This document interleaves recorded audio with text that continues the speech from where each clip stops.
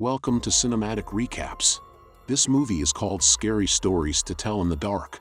The movie is about Sarah Bellows, who turns her tortured life and horrible secrets into a series of scary stories. These terrifying tales soon have a way of becoming all too real for a group of unsuspecting teens who stumble upon Sarah's spooky home. Sit back and enjoy to see what happens. Set in 1968, it is Halloween in the town of Mill Valley. A young man named Ramón drives into town. Nearby, horror fan Stella Nichols is called by her friends Chuck Steinberg and Augie Hildebrandt to play a prank on school bully Tommy Milner. The jock and his buddies are throwing beer bottles at a neighborhood scarecrow called Harold. Tommy also takes a swing at Harold with his bat. Chuck fishes poop out of the toilet and meets with his friends to throw it, plus eggs and toilet paper, at Tommy's car while he is out with Chuck's sister Ruthie and his buddies. Tommy ends up driving his car back into a fence. He and his friends chase after the kids, who run to a drive-in theater and hide in Ramón's car. The bullies find them and threaten them into getting out, including Ramón. However, they are driven out of there by security, but not before Tommy makes a snide comment to Stella about her mom walking out on her and her father. After the jerks leave, Stella takes a breath outside before inviting Ramón to join her and the guys into checking out a haunted house. The four go to the home of Sarah Bellows, a figure in an old legend about a disturbed woman who allegedly poisoned numerous children in the neighborhood. The kids enter after Ramón picks the locks on the door. Augie and Chuck mess around to scare each other, but Chuck ends up hiding in a closet where he sees the old room turn refurbished, and what appears to be an old woman with a dog sitting by the bed. Augie opens the door to scare Chuck, and everything looks old again. Meanwhile, Stella and Ramón find Sarah's old book of scary stories. They are then trapped down there by Tommy and his goons. Ruth tells Tommy to let them out, but he locks her in there too. After trying to break out, an unseen force lets them free. They go outside to find that Ramón's car was vandalized by Tommy, with wetback written on it. Ramón must take it to the shop, and since he was living in his car, he has nowhere to go. Stella invites him to come over and stay in the basement. Tommy drives home drunk and is ordered by his mother to deliver eggs to the neighbors. On his way, he comes across Harold and taunts him again. At the same time, Stella reads from Sarah's book and sees the story Harold appearing. As she reads it, she notices that it mentions Tommy. He ends up walking in a circle and sees that Harold is no longer on his pike. Tommy soon realizes he is being followed by Harold. He trips across a rake and uses it to try and stop Harold, but the scarecrow takes it from him and impales Tommy with it. As Tommy tries running away, his body starts to fill up with straw. In the morning, Ramón brings his car to the shop, but he is pressed by Chief Turner over his appearance in town. When he sees what Tommy wrote, Turner questions him over the supposed fight he got into with him. Ramón mentions his last name being Rodriguez, and Turner implies he will investigate him. Tommy is noted as being missing by Stella's father Roy. She goes to investigate with Ramón, and they find what appears to be Harold wearing Tommy's clothes. Stella figures that this is Tommy and that the story she read came to life. She decides to take the book back to the Bellows house to prevent it from continuing. When Stella returns home with Ramón, he finds Sarah's book back on Stella's bookshelf. A new story then begins to appear, The Big Toe. This one features Augie's name, and it involves him eating a stew containing an appendage, and a disembodied voice calling out, "Who took my TOE?" Stella calls Augie to warn him, but he ends up eating the stew, and the Big Toe woman starts stalking him.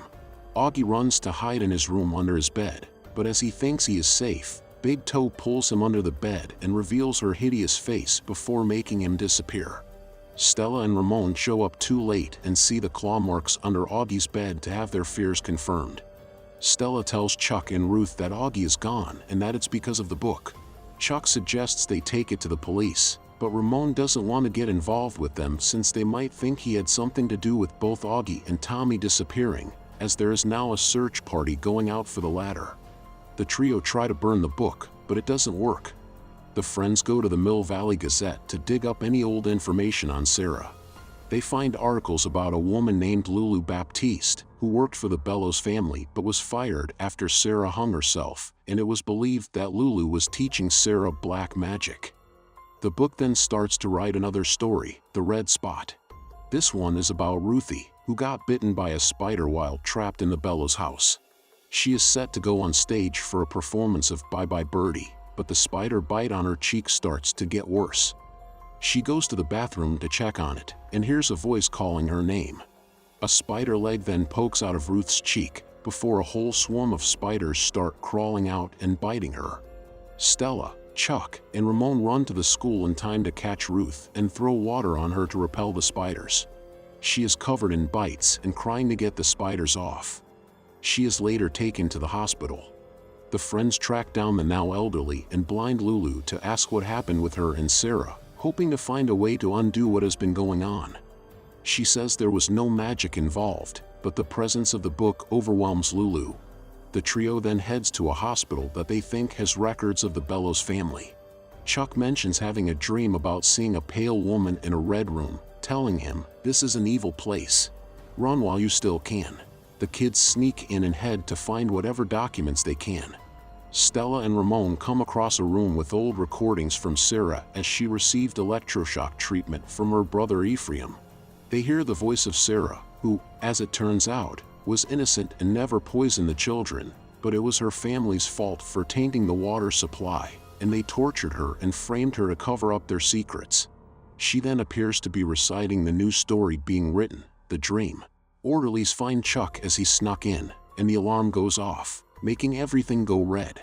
He then sees the pale lady, who appears grotesquely overweight and has a horrifying grin etched on her face.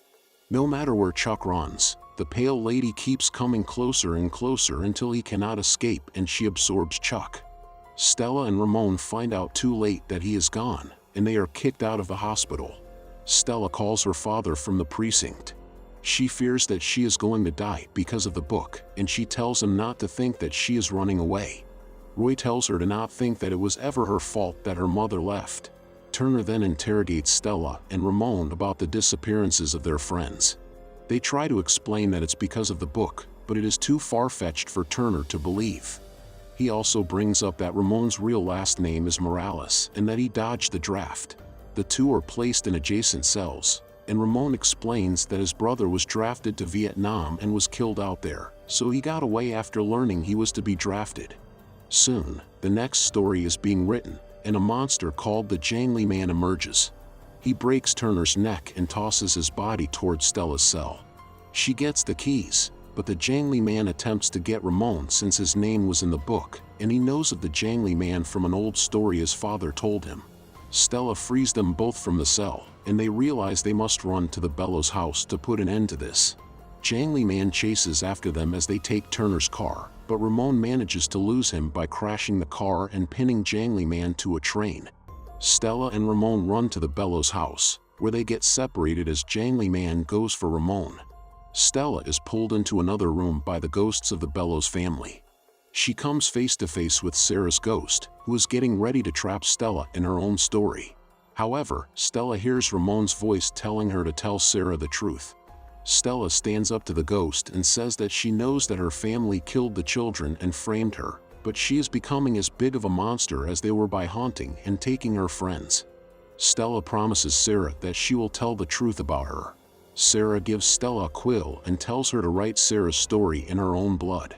Stella writes the truth, and Sarah's ghost wails before crossing over. The Jangly Man goes down as the terror appears to stop. Stella and Ramón run to embrace each other. Later on, Ramón willingly goes to be drafted in Vietnam. He says farewell to Stella, who gives him a letter and promises to write to him. He reads it on the bus, and it's a letter from her asking him to come home soon. Stella writes a story in the school paper about the truth over the Bellows family history.